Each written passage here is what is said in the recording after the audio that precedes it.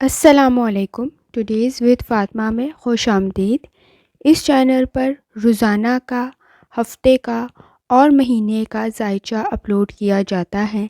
इसके अलावा तमाम स्टार्स के ज़ोडिएक साइंस के अकॉर्डिंग उनकी personality, lucky number, lucky colour और उनकी क्या कैरेक्टरिस्टिक्स हैं, क्या खूबियाँ हैं, क्या ख़ामियाँ हैं, क्या चीज़ उनके लिए सूटेबल है और क्या चीज़ नहीं सूटेबल है, क्या चीज़ उनके लिए खुशकिस्मत है और क्या चीज़ नहीं लकी होती।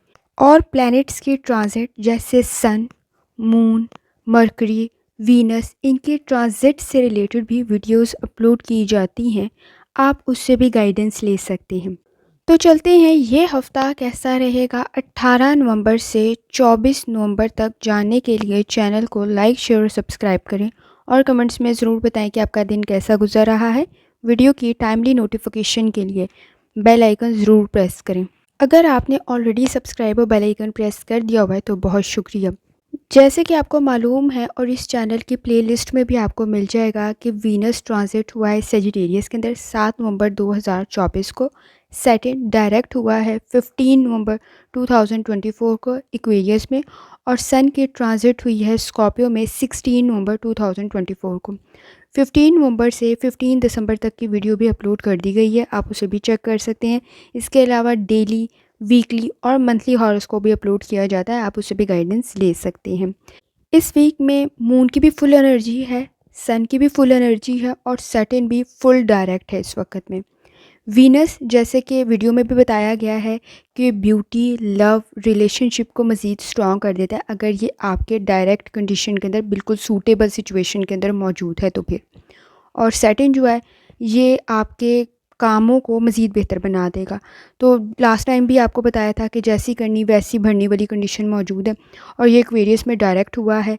सन ये पावर को, कॉन्फिडेंस को मज़ीद इंक्रीज़ कर देता है।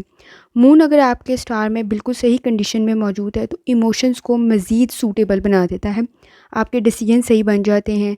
सन आपको पावर दे देता है, कॉन्फिडेंस दे देता है और अगर आपका रूहानी ताल्लुक इसके साथ स्ट्रॉन्ग है तो ये सारी चीज़ें आपके हक़ में चली जाती हैं।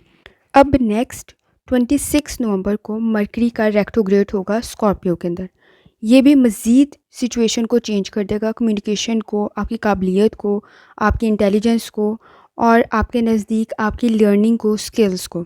लेकिन अभी ये इसके बाद है, नेक्स्ट वीक में है। उसके क्या क्या इम्पैक्ट होंगे, वो आपके किस किस स्टार के अंदर मौजूद है, किस किस कंडीशन के अंदर वो इम्प्लीमेंट होंगे। तो ये सब कुछ और बहुत कुछ जानने के लिए चैनल को लाजमी चेक करें, क्योंकि आपको साथ साथ तमाम कंडीशन के अकॉर्डिंग ज़िक्र अस्कार भी बता दिए जाते हैं ताकि आपकी रेमेडीज़ भी हो सकें और सिचुएशन आपके नज़दीक मज़ीद बेहतर बन सके। तो एरीज़, जैसे कि आपको मालूम है इस वक्त में सन और मून दोनों की एनर्जी काफ़ी ज़्यादा है, तो कोशिश करें इसको पॉजिटिव तरफ लगाएं। और जहाँ तक सैटर्न का ताल्लुक़ है, इसकी कंडीशन भी आपके नज़दीक बेहतर बन सकती है अगर आप अपने फ़ैसले बेहतरीन कर लेते हैं। जुपिटर आपके इस वक्त में सेकंड हाउस में है, आपकी हेल्थ बेहतर बन सकती है और अगर आप लाइफस्टाइल को, डाइट को बेहतर बना लेते हैं। अदरवाइज़ अगर आप लापरवाही बरतेंगे तो प्रॉब्लम क्रिएट हो सकती है, तो एहतियात करने की ज़रूरत होगी। और जहाँ तक ताल्लुक़ है आपके रिलेशनशिप का, आपकी कंडीशन बेहतर बन सकती है। अगर फैमिली में कोई इशू मौजूद है वो आपका बेहतरी की तरफ जा सकता है, आप बहुत अच्छे स्टेप्स लेंगे इस वक्त में। इन्वेस्टमेंट आपकी बेहतरीन बन जाएगी, आप सोच समझ के फ़ैसला ले रहे हैं। आपकी इन्वेस्टमेंट ना सिर्फ इस वक्त में बल्कि आपके फ्यूचर के लिए भी फ़ायदेमंद बनेगी। ख़ास तौर पे आपने कोशिश करना है सिर्फ इमोशनल स्ट्रेस में कोई फ़ैसला ना करें, सोच समझ के करें ताकि आपके नज़दीक बेहतर कंडीशन क्रिएट हो। आपके नज़दीक फैमिली का भी इस वक्त में सपोर्टिव इन्वायरमेंट क्रिएट हो सकता है, कोई फ़ैसला, कोई मशवरा बेहतर बन सकता है। और ख़ास तौर पे करियर में भी इस वक्त कंडीशन बेहतर है, लेकिन आपने कोशिश करना है कि आप प्लानिंग करते हुए अपनी चीज़ों को लेके चलें, क्योंकि इस वक्त में चीज़ों को मैनेज करने की ज़रूरत पड़ेगी। रिस्पॉन्सिबिलिटीज़ कुछ हद तक ज़्यादा हैं, तो एहतियात करना है कि आपका काम टाइमली मुकम्मल हो जाए। आपकी कोई तारीफ़ भी हो सकती है और पर्सनल और प्रोफेशनल लाइफ में इसमें सबसे इम्पॉर्टेंट चीज़ ये है, आपने बैलेंस क्रिएट करना है। कोशिश करें सूरह रहमान और सूरह दुहा की तिलावत लाजमी करें और तर्जुमा लाजमी पढ़ें। और जितनी दफ़ा आसानी के साथ या सलामों का वर्द और या करीमों का वर्द कर सकते हैं लाजमी करें। अव्वल व आखिर दुरूद शरीफ पढ़ना मत भूलें और जितनी दफ़ा आसानी के साथ दुरूद शरीफ पढ़ सकते हैं लाजमी पढ़ें। आखिर में दुआ है, अल्लाह सब पर आसानी फरमाए। आमीन। अल्लाह हाफ़िज़।